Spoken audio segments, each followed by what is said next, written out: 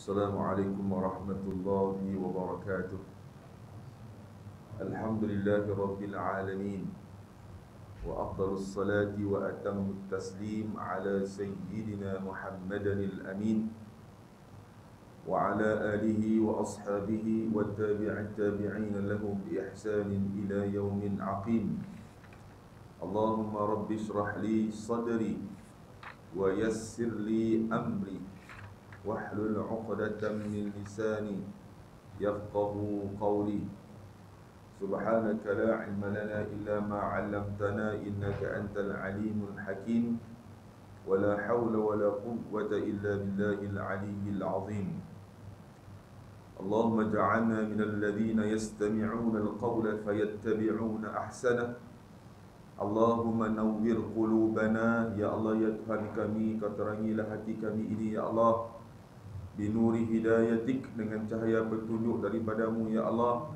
Kama nawwartal arda, seperti mana kau telah menerangi bumi yang sedang kami diami ini, ya Allah, binuri syamsika abadan abada, dengan cahaya matahari yang senantiasa menerangi kami, ya rahmatika ya arhamar rahimin, dengan rahmatmu ya Allah kami mohon Tuhan yang Maha Pengasih lagi Maha Penyayang. Allahumma amin amin amin.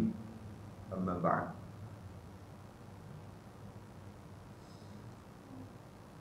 Alhamdulillah summa alhamdulillah.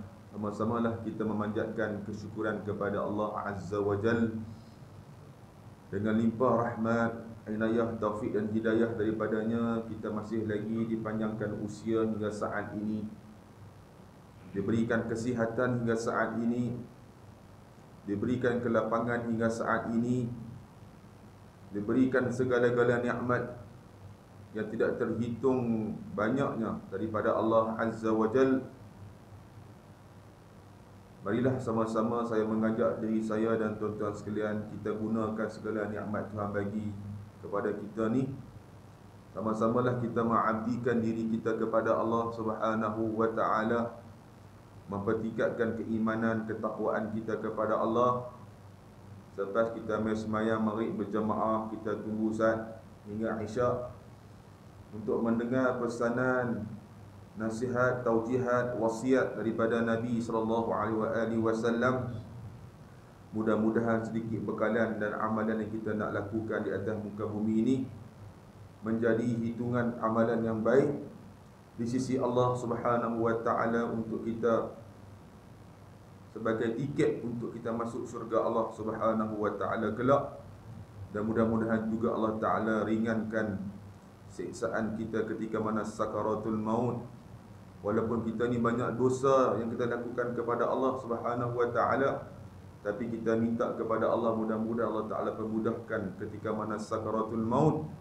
Dan kita tahu kita banyak dosa dengan Allah, tapi kita minta kepada Allah, mudah-mudahan Allah Ta'ala calonkan kita sebagai calon syurga Allah Subhanahu wa ta'ala kelak nanti, insya-Allah Ta'ala. Amin amin amin.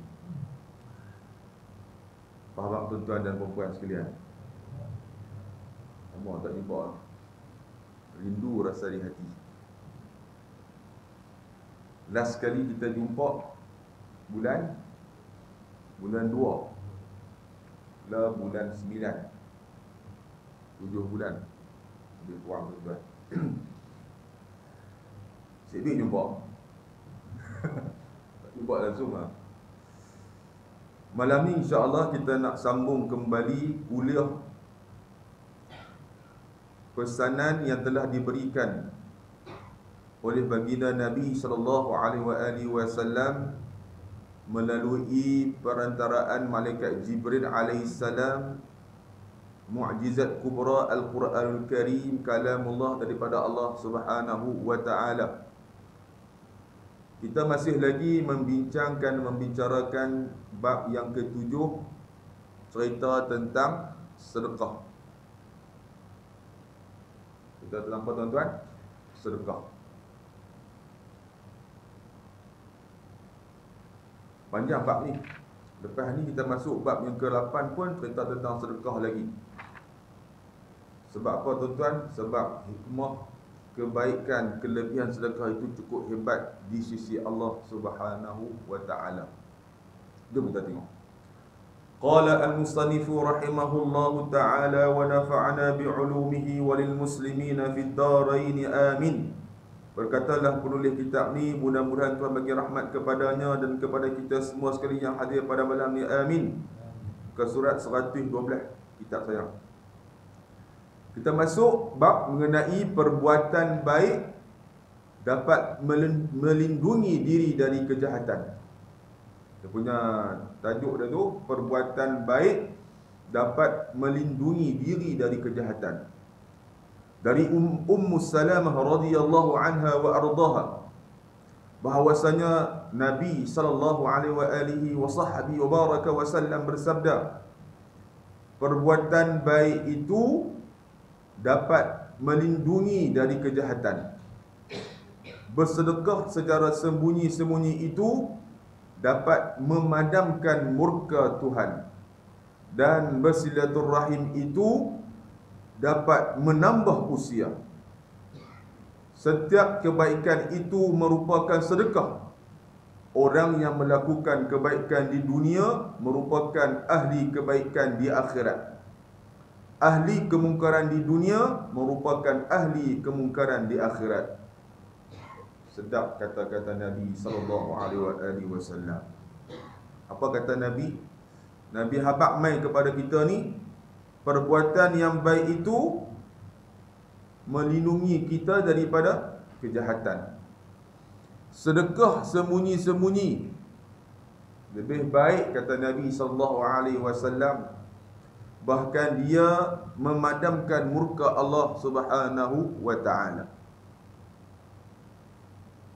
Bersilaturrahim maksudnya menyambungkan silaturrahim di antara kita yang duduk di kampung tersusun dan adik-beradik yang lain ni.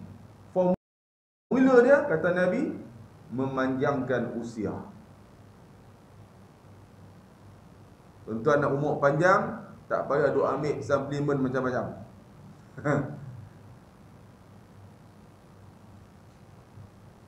Kata Nabi, dia bakmai, di antara formula dia, bersilaturrahim. Apa kata Nabi sallallahu alaihi wasallam? La yadkhulul jannah qati'. Tak masuk syurga orang yang memutuskan silaturrahim. Nabi abang main dengan jelas. Orang yang bersilaturrahim, kata Nabi, Allah Ta'ala panjangkan usianya. Bukan setakat panjang usianya, Tuhan murahkan rezekinya. Bukan setakat murah rezekinya, Tuhan angkat martabat darjatnya di sisi Allah Subhanahu wa Ta'ala. Hidup dunia ni saat ya tuan-tuan. Duk ulang banyak kali dah.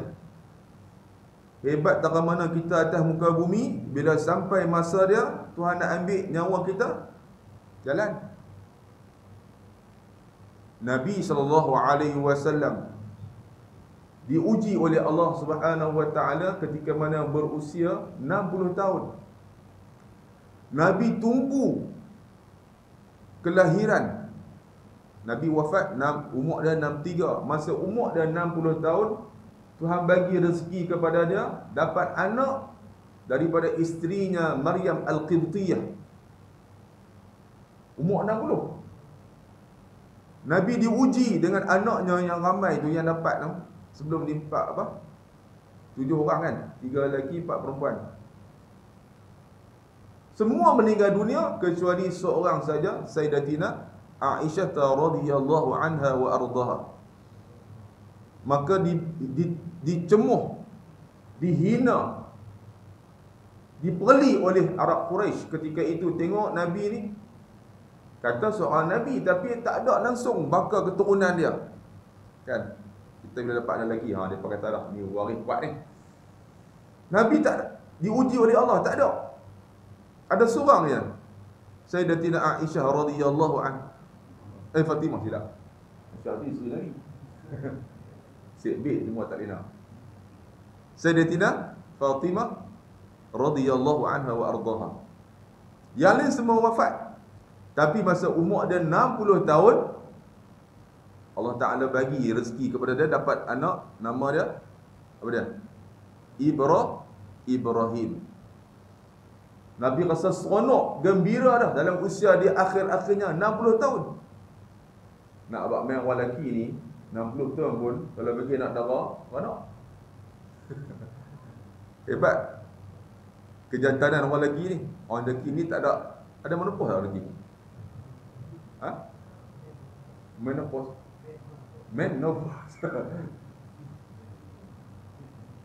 Tambahlah ni suplemen macam-macam kan. Nabi SAW umur 60 dapat seorang anak nama Ibrahim AS. Seronok gembira, tiba-tiba meninggal dunia, Tuhan ambil.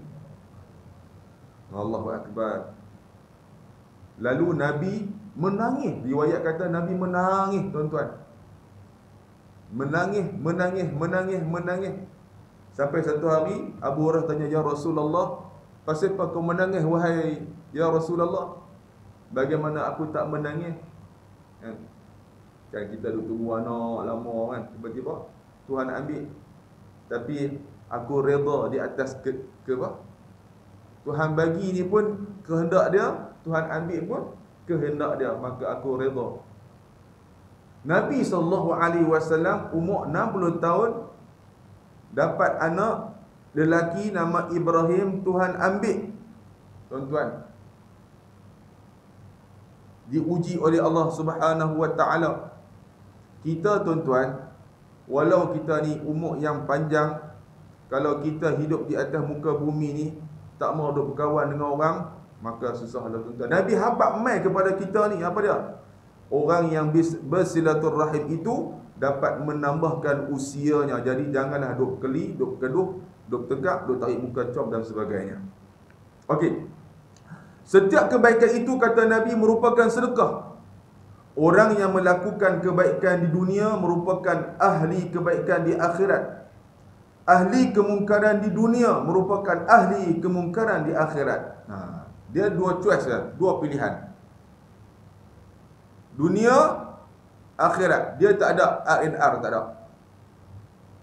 Dia dunia apa dah? Dua tempat je. Neraka, surga. Dia tak ada R&R. Hang buat baik, Tuhan redha, amalan hang ni Allah Ta'ala terima, rahmat Allah Tuhan bagi kepada hang, maksudnya hidup hang ni segala-galanya cantik, masuk syurga. Hang buat maksiat, hang buat mungkar, apa kata Nabi SAW? Ahli kemungkaran di dunia merupakan ahli kemungkaran di akhirat. Kalau hang tak taubat kepada Allah, neraka lah tempatnya, tuan-tuan. Al-ayazubillah min zalik. Al-Munawi berkata, ini merupakan peringatan besar mengenai keutamaan orang yang melakukan kebaikan. Sayyidina Ali radhiyallahu anhu wa ardah berkata, kekufuran orang kafir itu tidak akan memberi kesan apapun bagimu, kerana kadangkala seseorang itu bersyukur, namun cabaran orang kafir itu justru berlipat ganda. Dari Salim bin Abi Al-Ja'd berkata, seorang lelaki telah menyakiti kaum Nabi Salih. Ini satu cerita lagi. Kata zaman Nabi Salih AS. Maka mereka mengadu kepada Nabi Salih, wahai Nabi Allah Salih, berdoalah agar Allah menghukumnya. Ada seorang lelaki ni duk kata, duk cerca, duk macam-macam lah, menyakiti seorang daripada kaum Nabi Salih AS. Lalu pergi report ke Nabi Salih AS. Maka Nabi Saleh kata apa? Pergilah, itu sudah cukup. Apa buat tak tahu kan? Setiap hari orang yang mengadu itu pergi mencari kayu api, dan suatu hari dia datang dengan membawa 2 potong roti. Maka dia pun memakan sepotong dan menyedekahkan sepotong lainnya. Kemudian dia mencari kayu api dan dia datang bersama kayu apinya dalam keadaan selamat dan tidak ditimpa sebarang musibah pun. Lalu mereka menemui Nabi Saleh AS dan berkata, dia telah datang dengan kayu apinya dalam keadaan selamat, tidak ditimpa suatu pun. Tengok cerita ni. Maka Nabi Saleh AS memanggilnya dan bertanya, apakah yang engkau lakukan hari ini? Orang itu menjawab, saya keluar untuk mencari kayu api dengan membawa 2 roti. Saya makan salah satunya dan yang lainnya saya sedekahkan. Saleh berkata, lepaskanlah kayu api itu. Maka dia pun melepaskannya, dan ternyata di dalamnya terdapat ular berwarna hitam seperti dahan kurma. Saleh berkata, sedekah itulah yang melindungi dari ular ini. Kisah seorang daripada pengikut Nabi Allah Saleh alaihi salam. Keluar cari kayu api, cari kayu dalam masa yang sama, dia sedekah, dia buat amal baik, kebaikan di sisi Allah Subhanahu wa taala. Tuhan tunjuk atas muka bumi ni, ular yang berbisa pun tak patuk dia. Sebab apa? Sebab amalan yang sedikit dia buat. Ada makanan, satu dia makan, satu dia apa dia? Sedekah, tuan-tuan.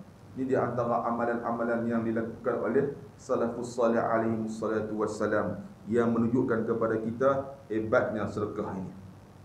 Lagi kisah yang lebih aneh daripada cerita mengenai balasan infak. Al-Imam Asy-Syaukani berkata dalam kitabnya Al-Badrut Tali, dengan mengutip pendapat dari penulis kitab Matla'ul Budur, yang menceritakan kisah yang sumbernya dari Muhammad bin Al-Asam dengan judul Zaman Kesusahan seperti berikut. Kitab tu namanya Zaman Kesusahan. Dia kata apa? Pada zaman kesusahan ini terdapat seorang petani yang taat beragama dan bersedekah. Kisah ada seorang ni. Dia telah mendirikan sebuah masjid untuk dijadikan tempat salat, dan sentiasa pergi kepada masjid itu setiap malam dengan membawa penyuluh dan makan malamnya. Apabila dia berjumpa orang yang boleh diberikan sedekah, maka dia pun memberikan makan malamnya itu. Namun apabila tidak berjumpa, maka dia akan memakannya dan meneruskan solatnya. Keadaan seperti ini terus berterusan hingga tiba masa yang serba sukar dan air perigi kering. Dia memiliki sebuah perigi, dan apabila air dalam perigi itu sedikit, dia dan anak-anaknya segera menggali perigi tersebut. Namun perigi itu roboh, sedangkan petani tersebut tertimbus di bahagian bawah perigi, sehingga anak-anaknya berputus asa dan tidak meneruskan penggalian mereka sambil berkata, perigi ini mungkin telah menjadi kuburan ayah. Kisah cerita ni, seorang ni yang rajin bersedekah, dia buat masjid. Jumpa orang susah ke apa, dia sedekah. Tak jumpa, dia makan. Sehinggalah dia gali satu telaga, gali tuan-tuan, tiba-tiba tertimbun, tuan-tuan.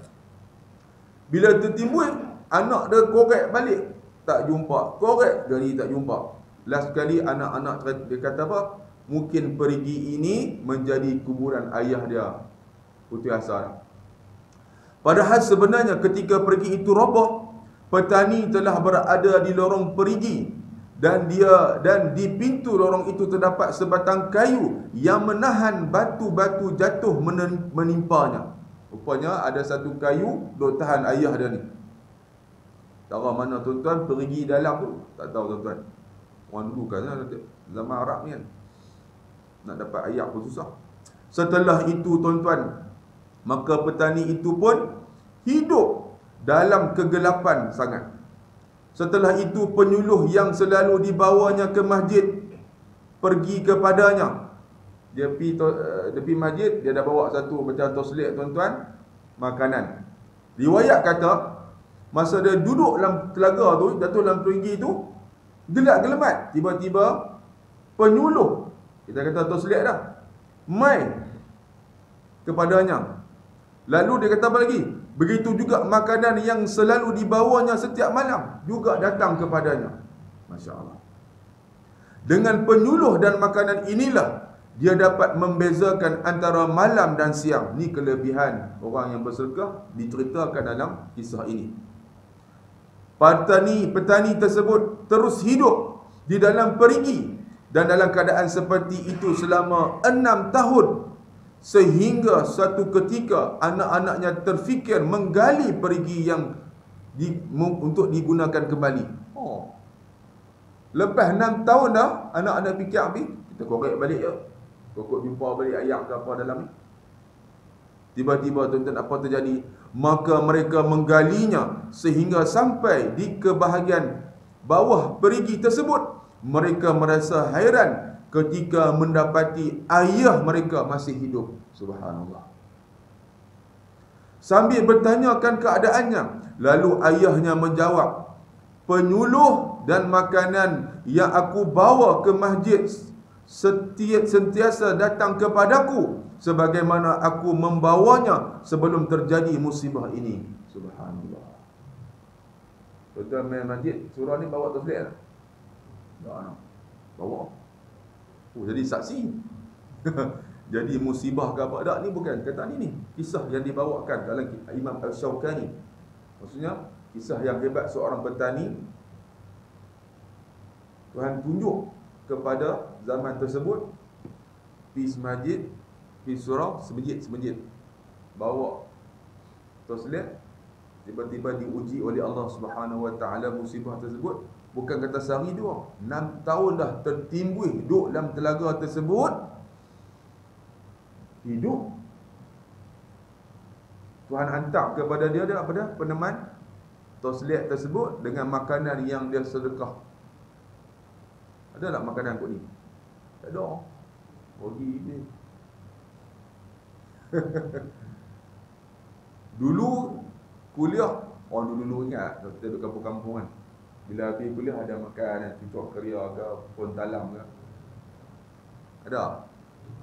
Bulan depan kita buat. Saya suruh lubuk merayam kita buat. Ada kuliah ke, main dah kos sikit kan. Tuan-tuan nak kita nak makan. Ada orang main. Tapi yang meriah makcik-makcik, dia punya tapau tu. Kita kata bawa seorang sikit lah. Nak jamu sopa 40 orang.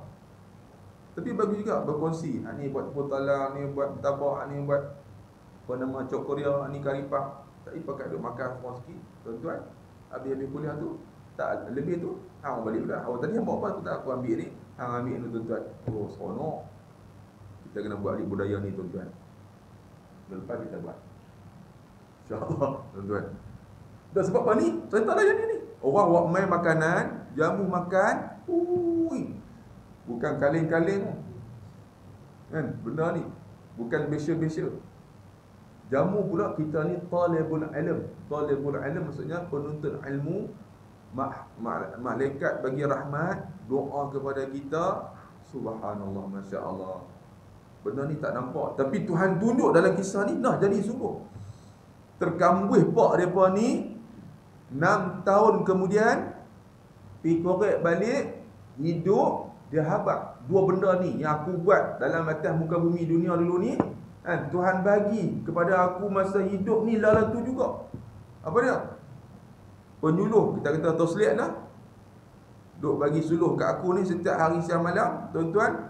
Yang kedua, makanan yang aku bagi makan hidang masa aku nak pergi masjid tu, makanan tu mai balik kepada aku. Masya Allah, subhanallah, tabarakallah, asal mukhalatin. Seterusnya katanya peristiwa yang menimpa itu dijadikan peringatan mau'izah dan menjadi buah mulut di pasar-pasar negeri tersebut.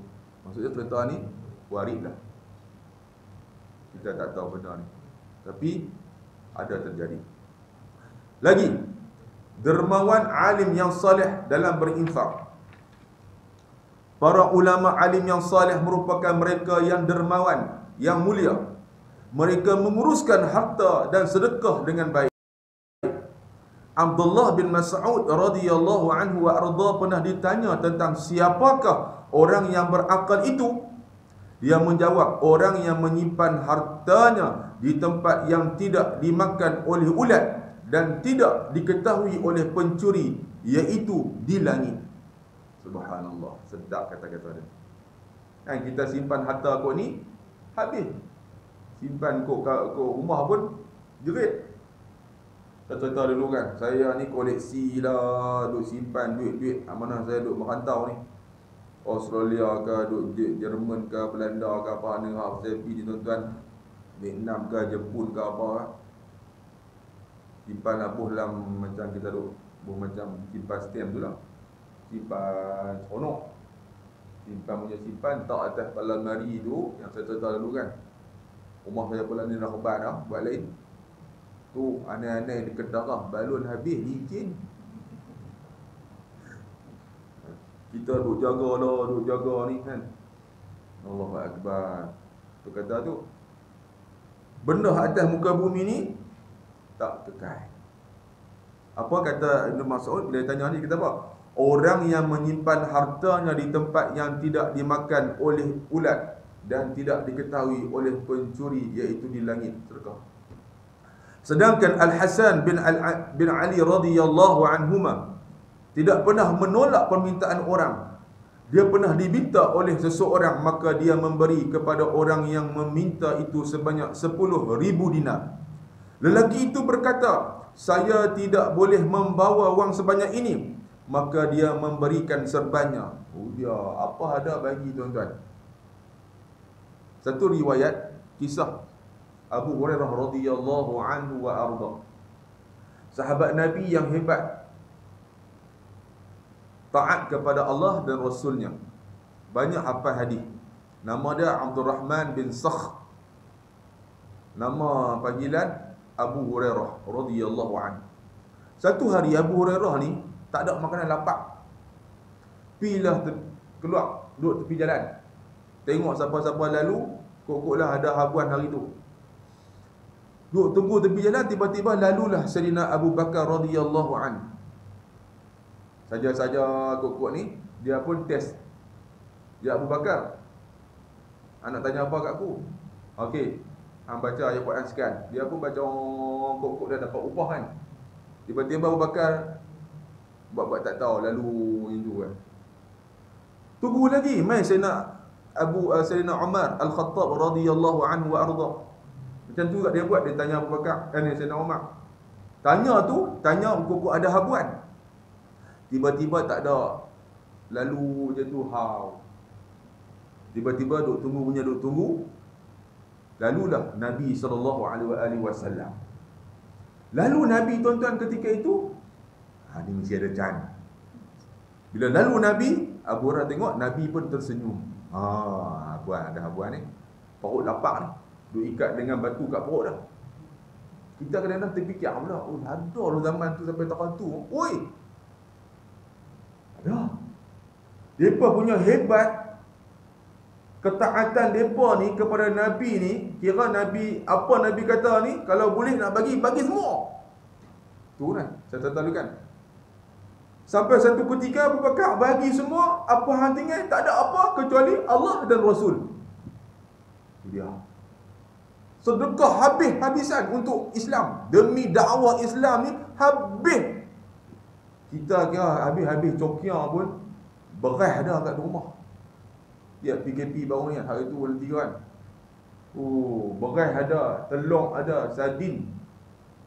Roti gardenia tak ada. Masa tu roti gardenia macam beli, susah. Saya pusing liun. Tahu liun? Pusing tuan-tuan, nak dapat roti gardenia tu dekat Bertang Indah. Tu dia tuan-tuan, dapat. Tu dia tunggu sopa pelarian Mongolia. Somalia tuan-tuan, duk tunggu, beratok habis, duk dalam kereta apa semua, duk tengok. Tu dia lori tu turun tuan-tuan, nak beratok dah. Hang Cina ke Hindu ke tuan-tuan. Tu dia. Allahu Akbar. Terasa PKP baru ni, yang tu baru Tuhan uji sat ya. Bukan sat lama dah. Ni dah berapa bulan dah. Kawan saya kerja MKN, keselamatan Konosi. Apa dia beritahu? Dia kata COVID-19 ni paling cokia, paling biasa-biasa, paling kita kata bodoh-bodoh kiraan. Dia kata untuk jangka masa soft landing, betul-betul apa nama nak korang ni, 2023. Tuan-tuan. Sebab apa? WHO bila depa tengok draft hak duk jadilah ni tuan-tuan, Tak ada langsung negara-negara hak besar-besar ni menunjukkan turun. Tuan-tuan boleh tengok maklumat COVID ni, tuan-tuan boleh search dalam Google, tuan-tuan tulis live COVID-19 in the world. Tuan-tuan tengok, setiap saat dia update. Jumlah dunia dah ni 29,479,276 kes yang baru seluruh dunia. Yang mati 933 orang, 467 orang.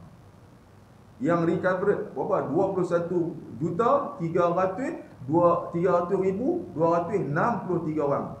Tuan-tuan cuba tengok, ada buat draft tengok tu. Ada tak duk tunjuk tu pun? Ada? Tu duk net menyacok mak. Tu. Daripada bulan Mac dulu ni sampai bulan 9 ni tuan-tuan, duk net menyacok. Kalau dah Allah Ta'ala tak bagi lagi vaksin ni tuan-tuan, hancur dunia. Maksudnya ekonomi seluruh dunia. Tak nak kata tuan-tuan bala daripada Allah Ta'ala. Tuan-tuan tengok, Amerika saja sehari kes dia baru 40,000, 50,000. Bukan kata sikit-sikit. India 30,000.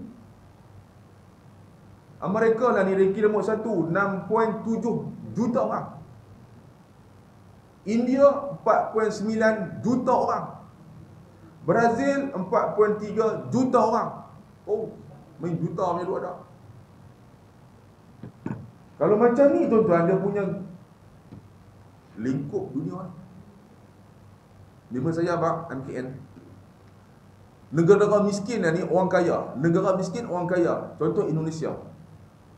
Negara miskin. Doktor hak mati ni tak tahu berapa orang, apa hati orang lah. Hak depa yang register yang kan ramai penduduk dunia di antara orang Islam paling ramai dunia. Dia kata, hak mana yang orang kaya yang ada duit pakat lari keluar. Negara paling dekat mana? Malaysia. Singapura mungkin susah. Ni, hak mana hak kaya-kaya, kapal terbang orang tak ada ni. Depa akan mengikut darat, ikut apa nama? Ikut laut. Kau tim mana tukang-tukang hak darat dengan laut kan? Apa cerita pun mesti boleh masuk. Hang abang banyak mana pun duit, kami bayar. Biar boleh masuk dah Malaysia ni macam mana pun, janji kami tak mati COVID di negara kami. Itu dia. Siapa? Kita tahu abang.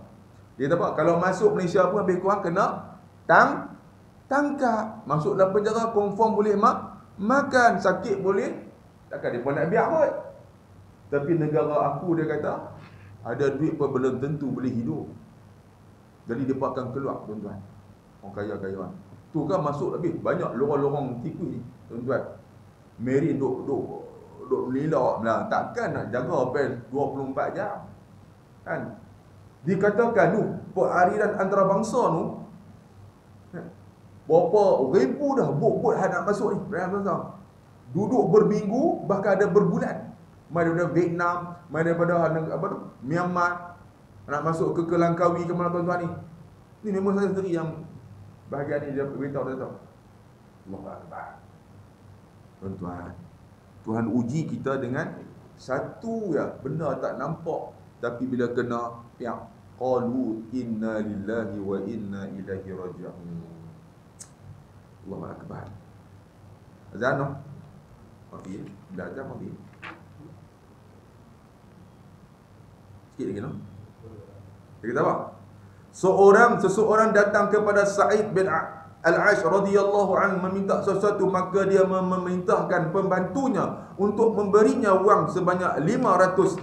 Tetapi pembantunya tidak memahami perintahnya dan bertanya, 500 dinar atau dirham? Sa'id menjawab, yang saya maksud adalah dirham. Akan tetapi jika kamu bingung, berikanlah dinar kepadanya. Lelaki yang meminta itu pun menangis. Dan Sa'id berkata kepadanya, apa yang membuatmu menangis? Lelaki itu menjawab, saya menangis kerana ingin menjadi sepertimu yang hidup di bawah bumi dan dimakan dimakan tanah. Sa'id bin Ubadah radhiyallahu anhu berkata, wahai Tuhan, limpahkanlah rezeki kepadaku berupa harta yang aku urus dengan baik, kerana harta yang dapat memperbaiki berbagai tindakan. Kemudian dia bersenandung bersyairah, aku melihat jiwaku menginginkan suatu tindakan, maka tindakan itu tidak menjadi nyata kerana harta. Jangan engkau bebani jiwaku dengan kekikiran, tidak juga harta yang mewujudkan tindakan. Al-Hasan Basri, kisah yang terakhir di antara kisah-kisah ni, berkata, sungguh hebat engkau wahai anak Adam, engkau membelanjakan hartamu demi syahwatmu secara boros dan berlebihan, dan engkau kedekut untuk membelanjakan hartamu demi keridaan Tuhanmu walau 1 dirham. Engkau akan mengetahui tempatmu di sisinya nanti. Bakar bin Abdullah Al-Muzani radhiyallahu anhu berkata, aku mencintai hartaku yang aku berikan kepada saudara-saudaraku, dan aku membenci hartaku yang masih tinggal di belakangku. Abdullah bin Umar radhiyallahu anhu pernah ditanya tentang apakah hak muslim terhadap muslim lainnya. Dia menjawab, janganlah mengenyangkan dirimu sedangkan engkau meninggalkan saudaramu dalam keadaan lapar. Janganlah memakai baju sedangkan engkau membiarkan saudaramu dalam keadaan telanjang. Janganlah kamu taman terhadap emas dan perak. Maksud taman? Teman kono. Maka renungkanlah semua ini wahai saudaraku tercinta, dan ikutilah ucapan dari para alim yang saleh yang memperingatkan kita tentang azab segala-galanya kalau kita buat maksiat kepada Allah Subhanahu wa taala. Itulah tuan-tuan kisah-kisah yang kita dapat ambil pengajaran. Kisah-kisah salafus saleh membuktikan kepada kita bahawasanya orang yang sedekah ni hebatnya di sisi Allah Subhanahu wa taala. Soalan, adakah kita dah sedekah hari ini? Tuan-tuan, ni macam apa nama Abdullah bin Umar kata ni, dengan mengenyangkan dirimu tuan-tuan. Kalau ada dah duit lebih-lebih tu, tetapi bantulah. Contoh macam Ustaz Ibn tu tuan-tuan, orang cemuh dia, orang kata dia, orang hina dia, dia pilih no. Manusia ni bila buat baik ni apa? Buat baik pun orang kata, tak buat baik pun orang kata. Lagi mana duk hidup atas muka bumi ni, lagi tu orang duk kata. Orang Melayu ni bukan senang nak senang. Waduh abang, bukan senang ni nak boleh duduk rumah banglo macam ni. Oh, apanya senang. Kerja tu kita balik ke derat.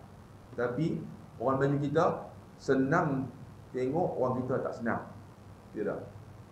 Bukan senang nak senang, tapi orang kita senang tengok orang kita tak senang. Biar dia tak senang tak apa. Kan?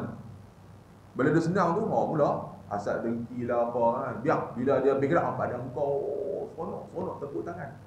Masa duduk senang tu, kita apa asalnya kalau kita doa, ya Allah, kau limpahkanlah rezekinya lagi. Kalau dia jauh daripada Allah, ya Allah, ketukkanlah pintu hidayahnya. Sekurang-kurangnya dia sentuh ikon. Alhamdulillah tuan-tuan.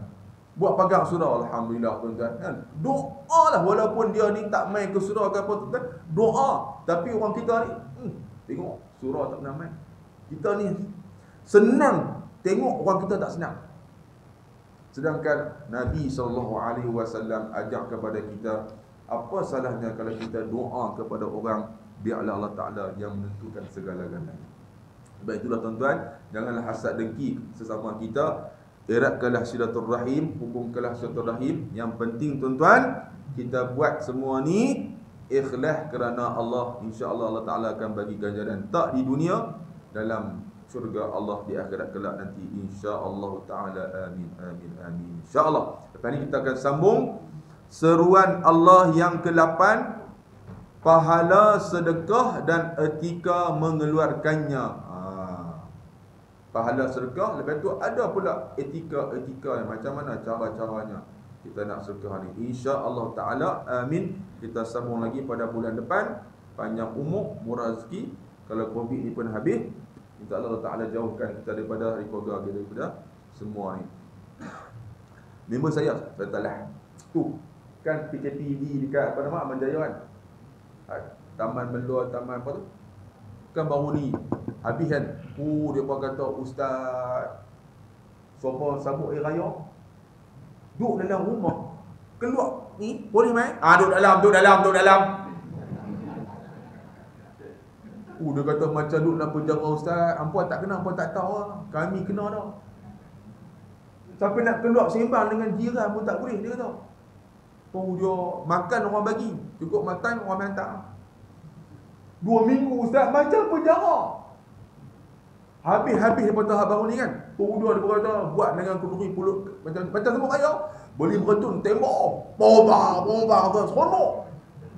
Apa tak tahu, apa tak kena, dia kata. Kami kena dah, dia kata. Subhanallah. 2 minggu. Dan kita minta jauh daripada dia. Kosan-kosan kita boleh duduk malam. Takutlah tuan-tuan. Kena hak mula-mula dulu pun serik.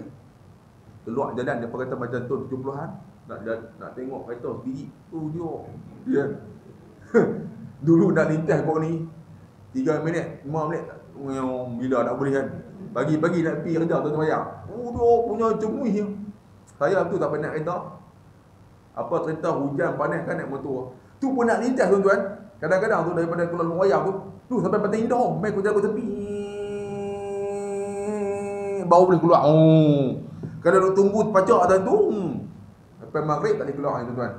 Ni punya lah kereta muak. Tapi lenyap. Kan? Terkejut. Tuan-tuan, Tuhan hantar sikit tuan-tuan Allah Ta'ala. Mudah-mudahan Allah Ta'ala limpahkan rahmat kepada kita, jauhkan tarik baliklah wabak, insya-Allah Ta'ala. Amin.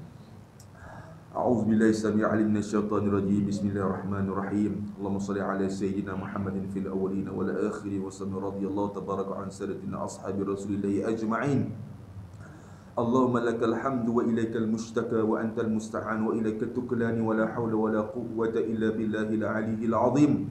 Allahumma ya mu'allima Ibrahim al-hikmata 'allimna wa ya mufahhima Sulaiman fahimna. Afahamnaha Sulaiman wa qul atayna hukman wa ilma wa sakharna ma'a Daud al-jibal sabbihna wa tayra kunna fa'ilin. Ya Rabb Sulaiman wa ya Rabb Ibrahim wa ya Rabb Musa wa ya Rabb Isa wa ya Rabb Muhammad sallallahu alaihi wa alihi wasallam. Allahumma akhrijna min dhulumatil jahli wa nisyan bi rahmatika ya arhamar rahimin. Allahumma inna na'udzubika min ilmin la yanfa'. Ya Allah, kami berlindung denganmu daripada ilmu yang tidak bermanfaat, wa qalbin la yakhsha', dan hati yang tidak khusyuk, wa amalin la yurfa', dan amal yang tidak diangkat, wa du'ain la yustajabu, dan doa yang tidak dimakbulkan dan diperkenan olehmu ya Allah.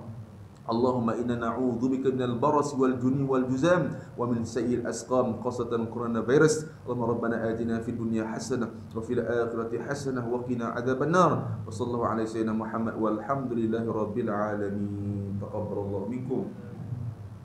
Subhanakallahumma wa bihamdika astaghfiruka. Subhanakallah.